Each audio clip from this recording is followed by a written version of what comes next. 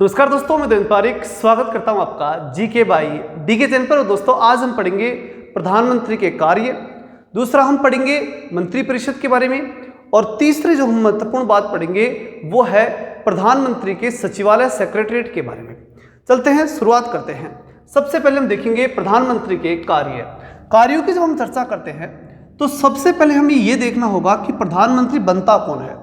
प्रधानमंत्री वो व्यक्ति बनता है जिसका लोकसभा में बहुमत हो, यानी बहुमत दल का जो नेता हो। इसका मतलब ये हुआ कि संसद का कोई जो है वही व्यक्ति प्रधानमंत्री बन सकता है। इसलिए उसका सबसे पहला और सबसे महत्वपूर्ण कार्य तो संसद से ही शुरू हो जाता है। और एक बात और हमें ध्यान रखनी है, क्या कि राष्ट्रपति कुछ भी करे ना तो वो किसकी सलाह से करेगा? प्रधानमंत्री की सलाह से। तो अब मुझे एक प्रश्न का उत्तर दीजिए आप, वो ये कि जो संसद है, संसद को बुलाना यानी सत्र आहूत करना, उसका अवसान करना, सत्रावसान करना, और तीसरा अगर लोकसभा को भंग करना है तो लोकसभा भंग करना, ये तीनों काम कौन करता है? तो राष्ट्रपति करता है। निश्चित रूप से आपका उत्तर यही होगा। तो ये बात तो तय है, क्या क्या? सत्र आहूत करना और सत्र अवसान करना, यानी सत्रावसान जिसे बोलते हैं, और उसके बाद हम बोल सकते हैं लोकसभा को भंग करना। ये सारे काम कौन करता है? राष्ट्रपति। लेकिन ये बात यहाँ स्पष्ट ये करनी है हमें कि राष्ट्रपति प्रधानमंत्री की सलाह पे करता है काम। ये सारे काम किसकी सलाह पे करता है? प्रधानमंत्री की सलाह पर। तो पहला और सबसे महत्वपूर्ण कार्य तो इसका ये है कि प्रधानमंत्री जो है, जो राष्ट्रपति को सलाह देता है, किस बात की? संसद का सत्र बुलाने की, सत्रावसान करने की और लोकसभा को भंग करने की। प्रधानमंत्री की सलाह के बिना राष्ट्रपति कुछ नहीं करता। आर्टिकल 74 में ये बात मैंने स्पष्ट कर दी है आपको, और अगर पिछले वीडियो नहीं देखे तो डिस्क्रिप्शन में मैंने लिंक डाल दिया है, तो वो देख लीजिएगा। चलते हैं आगे हम देखें दूसरा और महत्वपूर्ण कार्य संसद के अंदर ही प्रधानमंत्री क्या करता है। संसद के पटल के ऊपर, अब वहां संसद जो पटल है उसके ऊपर, यानी संसद के दोनों सदनों के अंदर क्या करता है? वो सरकार की नीतियों को रखता है। सरकार जो है उसकी नीतियां क्या है, उसकी पॉलिसी क्या है, उनको वहां पर वो स्थापित करता है। क्योंकि सरकार की नीति बतानी पड़ेगी, क्योंकि सरकार किसने बनाई? लोकसभा ने बनाई। लोकसभा के बहुमत दल के नेता को प्रधानमंत्री, और प्रधानमंत्री की सलाह पे मंत्री, और इस प्रकार से सरकार बनी। तो वहां उस सरकार को ये तय करके सदन के अंदर ये बात रखनी पड़ेगी कि हम जो है वो कौन कौन सी नीतियों पे काम करने वाले हैं। तो सरकार की नीतियां जो है वो संसद के पटल के ऊपर रखी जाएंगी। आगे हम देखें, संसद के पटल के ऊपर सरकार की नीतियां जो होती है, तो ये बात तो दो बातें तो किसके अंदर हुई? संसद में। पहला काम जो संसद का सत्र बुलाना, सत्रावसान करना, उसको भंग करना लोकसभा को, ये सारे काम राष्ट्रपति प्रधानमंत्री के परामर्शानुसार करता है, नंबर 1। नंबर 2, संसद के पटल के ऊपर सरकार की नीतियां रखता है। दो बातें क्लियर है। नेक्स्ट हम देखते हैं कि सदन के बाहर प्रधानमंत्री क्या करता है। तो सदन के बाहर जब हम बात करें तो वो विभिन्न परिषदों और जो आयोग होते हैं, आयोग और परिषद, ध्यान से सुनना, विभिन्न आयोग हो सकते हैं। आयोग के साथ साथ क्या हो सकती है? परिषद हो सकती है। तो आयोग और परिषदों की क्या करता है? वो अध्यक्षता करता है। अच्छा, वो कौन कौन से हैं? जो 4-5 आयोग जो हैं उनको प्रमुखता आपको याद रखना है। ध्यान से सुनना, कौन कौन से। नंबर 1 सब जानते हैं, नीति आयोग। नीति आयोग जो कि पहले योजना आयोग के नाम से जाना जाता था, तो उसका अध्यक्ष हमेशा कौन होता है? प्रधानमंत्री। दूसरी इसी से जुड़ी हुई संस्था है राष्ट्रीय विकास परिषद, नेशनल डेवलपमेंट काउंसिल। इसका भी अध्यक्ष कौन है? प्रधानमंत्री ही होता है। इसके आगे हम चले तो राष्ट्रीय जल संसाधन परिषद। जल, चूंकि हमें अच्छी तरह से मालूम है कि नदियों के अंदर जो बहने वाला जल है वो एक राज्य में तो बहता नहीं, दो से अधिक राज्यों से जुड़ा हुआ रहता है। तो राष्ट्रीय जल, और जल क्या है? संसाधन है, तो जल संसाधन परिषद। ठीक, तो राष्ट्रीय जल संसाधन परिषद जो है, उस परिषद के अध्यक्ष भी कौन होते हैं? प्रधानमंत्री होते हैं। तीसरी बात, अंतर्राज्यीय परिषद। 2 या 2 से अधिक राज्य जो होते हैं ना, उन राज्यों के बीच संबंधों को सही बनाने के लिए एक अंतर्राज्यीय परिषद या अंतर्राज्यीय क्या होती है? परिषद हुआ करती है। उसका भी अध्यक्ष कौन होता है? प्रधानमंत्री। इसके अलावा अंतर्राज्यीय परिषदों के अलावा अगर हम बात करें, राष्ट्रीय एकता परिषद, पूरे राष्ट्र की एकता स्थापित करने के लिए राष्ट्रीय एकता परिषद। तो ये तो कुछ महत्वपूर्ण परिषदें हैं जिनकी अध्यक्षता कौन करता है? राष्ट्रपति ही करता है, प्रधानमंत्री ही करता है। तो ये 4 परिषदें आपको याद रखनी है, 4-5 जो भी हैं, ठीक। विशेष रूप से राष्ट्रीय जल संसाधन परिषद और राष्ट्रीय एकता परिषद तो वैसे ही याद रह जाएंगे क्योंकि राष्ट्रीय हैं तो प्रधानमंत्री करेगा। अंतर्राज्यीय है, 2 या 2 से अधिक राज्यों का मामला आता है, वहां भी प्रधानमंत्री ही क्या करता है, अध्यक्षता करता है। नेक्स्ट देख लेते हैं, 2 बातें क्लियर हो चुकी है आपके, सदन के अंदर क्या करता है, सदन के बाहर क्या करता है। अच्छा, दूसरी बात, सदन के बाहर की बात जब हम करते हैं तो वो सदन के विभिन्न आयोगों की अध्यक्षता के साथ साथ भारत के सर्वोच्च पदाधिकारी, ध्यान से सुनना इस बात को, भारत के सर्वोच्च पदाधिकारी और सर्वोच्च जो पदाधिकारी होते हैं ना, उन पदाधिकारियों की नियुक्ति हमेशा कौन करता है, प्रधानमंत्री करता है, ठीक है। पदाधिकारी, ठीक, उनकी नियुक्ति कौन करता है, राष्ट्रपति करता है, सॉरी कौन करता है, नियुक्ति राष्ट्रपति करता है। और राष्ट्रपति किसके कहने पर करेगा, राष्ट्रपति करता है प्रधानमंत्री के परामर्श पर, प्रधानमंत्री के परामर्श पर करता है, ठीक। जो प्रधानमंत्री परामर्श देगा उसके अनुसार ही राष्ट्रपति क्या करेगा, पदाधिकारियों की नियुक्ति करेगा। तो ये तो काम करता है वो सदन के अंदर, ये सदन से बाहर क्या करता है, विभिन्न आयोगों की अध्यक्षता करता है और सर्वोच्च पदाधिकारियों की नियुक्ति में राष्ट्रपति को क्या करता है, सलाह देता है। अब बात आती है आखिरी और सबसे महत्वपूर्ण कार्य जो इसका आता है वो आता है मंत्री परिषद में, मंत्री परिषद। और यहाँ एक बात स्पष्ट है कि मंत्रियों का मुखिया है प्रधानमंत्री, प्राइम मिनिस्टर है वो, और जब प्राइम मिनिस्टर है तो निश्चित रूप से मंत्री सारे इसके अंडर में ही हैं। तो इसलिए पहली और सबसे इंपॉर्टेंट बात इसके अंतर्गत आती है वो ये आती है कि मंत्रियों के और राष्ट्रपति के बीच, मंत्री और राष्ट्रपति इन दोनों के बीच की कड़ी का काम करता है। क्या करता है, बीच की कड़ी के रूप में काम करता है। दूसरी बात, जितने भी मंत्री है ना, उन मंत्रियों को नियुक्ति के समय भी राष्ट्रपति को सलाह देता है। क्लियर है, बात पहले पढ़ाई हुई है मैंने कि प्रधानमंत्री के परामर्शानुसार ही राष्ट्रपति अन्य मंत्रियों की नियुक्ति करता है, ये बात हमने पढ़ी थी। अब बात आती है यहां पर ये कि जब हटाने की बात आती है तो प्रधानमंत्री जो है वो क्या कर सकता है, मंत्रियों से त्यागपत्र ले सकता है। प्रधानमंत्री क्या कर सकता है, त्यागपत्र ले सकता है। तो एक बात तो ये ध्यान रखनी है आपको। दूसरी, अगर मान लो मंत्री कह दे कि मैं तो त्यागपत्र नहीं दूंगा, तो फिर राष्ट्रपति को वो जाके कहेगा, कौन, प्रधानमंत्री, क्या कहेगा कि आप इससे त्यागपत्र ले लीजिए। तो अगली बात क्या आई कि राष्ट्रपति जो है उसके माध्यम से वो उसको कहेगा प्रधानमंत्री और उसके माध्यम से त्यागपत्र लेगा। और फिर भी नहीं माने, वो नहीं कहे कि नहीं, उसके ऊपर राष्ट्रपति पर फिर पॉलिटिकल प्रेशर आ गया, ठीक, कि नहीं इस व्यक्ति को नहीं उठाना है चाहे कुछ भी हो जाए, तो ऐसे में प्रधानमंत्री के पास एक आखिरी ऑप्शन और बचता है और वो ये कि वो स्वयं त्यागपत्र दे दे, स्वयं त्यागपत्र।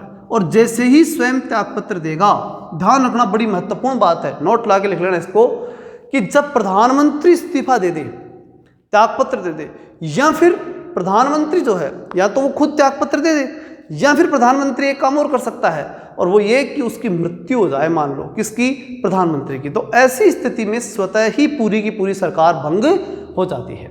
2 चीजें ध्यान रखना बहुत इंपॉर्टेंट है, या तो वो खुद त्यागपत्र दे दे या उसकी मृत्यु हो जाए।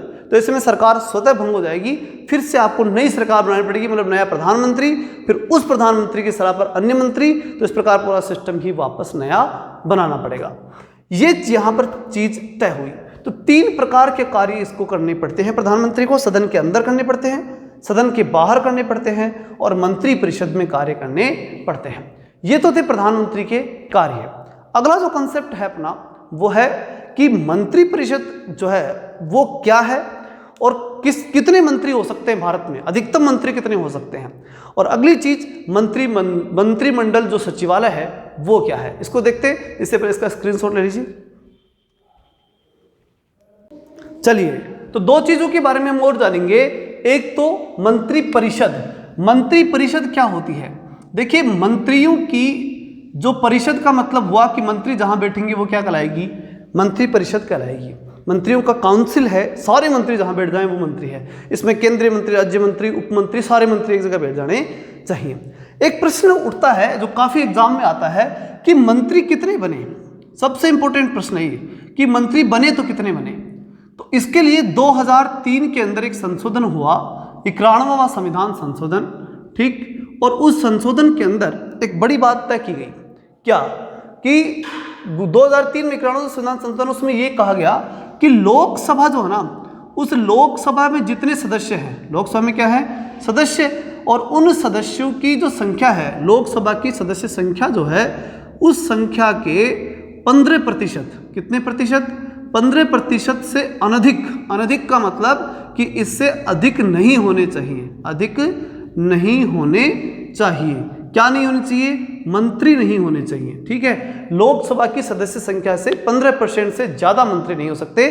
किसके तहत ये बात कही गई, 91वें संविधान संशोधन 2003 के तहत ये बात कही गई। दूसरी बड़ी बात इसके अंतर्गत आती है, वो क्या, ध्यान से सुनना इस बात को अच्छी तरह से, कि मंत्री जब बने, मंत्रिपरिषद की हम जब बात करते हैं तो कैबिनेट मिनिस्टर एक महत्वपूर्ण पद होता है, और कैबिनेट मिनिस्टर में 2 कैबिनेट मिनिस्टर बड़े प्रसिद्ध रहे। कौन कौन से रहे, सबसे पहले बाबू जगजीवन राम, और दूसरे जो मंत्री प्रसिद्ध रहे वो थी राजकुमारी अमृता कौर। ठीक, ये 2 जो हैं वो बड़ी फेमस रहे।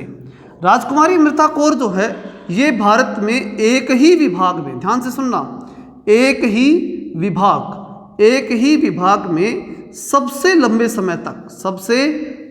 समय तक कार्य करने वाली कैबिनेट मिनिस्टर रही हैं। कौन, राजकुमारी अमृता कौर। एक ही विभाग एक ही था उनका, ठीक, और उस एक ही विभाग में सबसे लंबे समय तक क्या रही, वो मंत्री रही। ठीक, तो सब एक ही विभाग में सबसे लंबे समय तक मंत्री रहने का रिकॉर्ड किसके नाम है, राजकुमारी अमृता कौर के नाम। इसी प्रकार जगजीवन राम, अच्छा कैबिनेट मिनिस्टर थी, ध्यान रखना। जगजीवन राम की जब हम बात करते हैं तो यहां प्रश्न ये उठता है कि एक सबसे लंबे समय तक, अलग अलग विभाग थे इनके पास, लेकिन सबसे लंबे समय तक मंत्री, कैबिनेट मिनिस्टर रहने का रिकॉर्ड, कैबिनेट मिनिस्टर, ठीक है, कैबिनेट मंत्री सबसे लंबे समय तक रहने का, सबसे लंबे समय तक, ठीक, वो किनके पास है, जगजीवन राम के पास। और क्या था, सुनना ध्यान से, सबसे लंबे समय तक, कितने समय तक, 32 साल तक, 32 साल तक लगातार कैबिनेट मिनिस्टर रहे। कौन, जगजीवन राम। और साथ ही राजकुमारी अमृता कौर की मैं बात करूं, एक ही विभाग, तो विभाग कौन सा था, तो वो था स्वास्थ्य मंत्रालय। स्वास्थ्य मंत्रालय जो है वो इसके अंतर्गत था, मतलब इस मंत्रालय के अधीन उन्होंने सेवाएं दी थी और सबसे लंबे समय तक की सेवाएं दी थी। अब हम बात करें लास्ट और सबसे महत्वपूर्ण टॉपिक जो इसके अंतर्गत है, वो है कैबिनेट सेक्रेटरीट। इसको देखिए, उससे पहले इसका भी स्क्रीनशॉट लीजिए। चलिए अब लास्ट चीज और देख लेते हैं हम, वो है कैबिनेट सचिवालय। कैबिनेट सचिवालय की जब हम बात करते हैं, मंत्रिमंडल सचिवालय जिसे बोलते हैं, क्या है इसके अंदर, देखिए एक कल्पना कीजिए कि जितने भी भारत सरकार के कैबिनेट हैं, कैबिनेट का मतलब हुआ केंद्रीय विभाग बोल सकते हैं, हर विभाग का केंद्रीय मंत्री और उस मंत्री के अधीन काम करने वाला सबसे बड़ा आईएएस अधिकारी, तो वो क्या हो गया, कैबिनेट सचिव हो गया। अब ये जितने भी विभाग है ना, उनमें सबसे टॉप मोस्ट जो कैबिनेट सचिव हर विभाग का, वो कहीं ना कहीं बैठेगा, तो उनके लिए एक पूरी की पूरी बिल्डिंग है। ऐसे कल्पना कर लीजिए आप, चाहे वो कहीं बैठ सकते हैं, वो कोई पॉइंट नहीं है, लेकिन वो कहीं भी बैठते हैं तो एक बिल्डिंग है, तो वो एक साथ बैठते हैं एक जगह।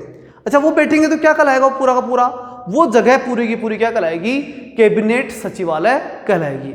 और उस सचिवालय के तहत उसके अंदर कैबिनेट सेक्रेटरीट जो है, उसके अंदर उसके जो महत्वपूर्ण कार्य हैं वो बड़े इंपॉर्टेंट है। पहली चीज तो ये देखना कि सरकार का जो नियम है 1991, नियम 1991, ध्यान सुनना, सरकार का एक नियम है, सरकार का नियम, और उस नियम का नाम है 1991। सरकार का नियम 1991 है, और उस नियम के तहत प्रधानमंत्री इसका मुखिया होता है। प्रधानमंत्री जो है उसके ये क्या होता है, अधीन होता है। कौन होता है, कैबिनेट सचिवालय। ठीक, कैबिनेट सचिवालय जो है ये किसके अधीन होता है, प्रधानमंत्री के अधीन। ठीक, एक बात तो क्लियर हो गई, प्रधानमंत्री के अधीन होता है कौन, कैबिनेट सचिवालय। अब दूसरी बात कि इसका जो प्रशासनिक प्रमुख होता है, किसका, कैबिनेट सचिवालय का प्रशासनिक प्रमुख, वो कौन होता है, प्रशासनिक रूप से प्रमुख कौन होता है,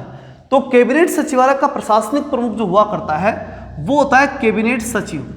ठीक, ध्यान से सुनना, कैबिनेट सचिव मतलब ये सबसे बड़ा सेक्रेटरी होता है। अच्छा, इस सेक्रेटरी के अधीन ही सब कुछ होती है, हर चीज लगभग इसके अंदर ही हो जाती है। ये कैबिनेट सचिव जो होता है ना, वो सिविल सेवा बोर्ड जो होता है, सिविल सेवक बोर्ड, ठीक, और उस बोर्ड का क्या होता है, ये पदेन अध्यक्ष होता है। उस बोर्ड का पदेन अध्यक्ष।